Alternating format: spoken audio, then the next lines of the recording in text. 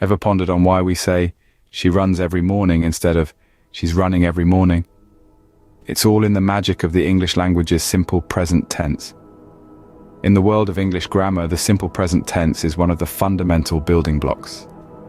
But what is it, and how do we use it? Dive in with me to unravel the mystery.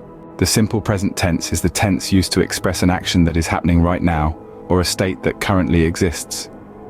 It could be a habit, a daily routine, a general fact, or even an unchanging situation. Sounds simple enough, right? So, how do we form sentences in the simple present tense? We use the base form of the verb for all subjects, I, you, we, they. For example, I eat breakfast at 8 in the morning. However, for he, she, it, we add an s or es to the base form of the verb. He eats breakfast at 8 in the morning. But of course, English isn't always so straightforward. There are exceptions. With verbs ending in y, we change the y to I and add es, so I study becomes he studies.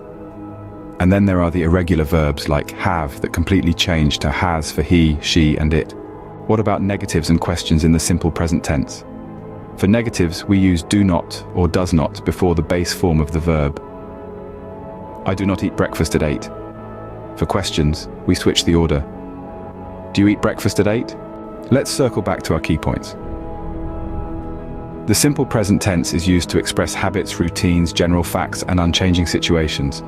We use the base form of the verb for I, you, we, they, and add s or es for he, she, it. Exceptions exist, especially with verbs ending in y and irregular verbs.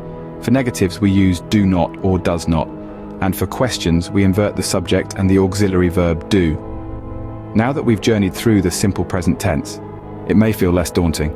Don't worry if you don't get it right the first time. Remember, practice makes perfect. So the next time you want to talk about your daily routine or a general fact, you'll know how to use the simple present tense. Keep practicing, and you'll be a master in no time.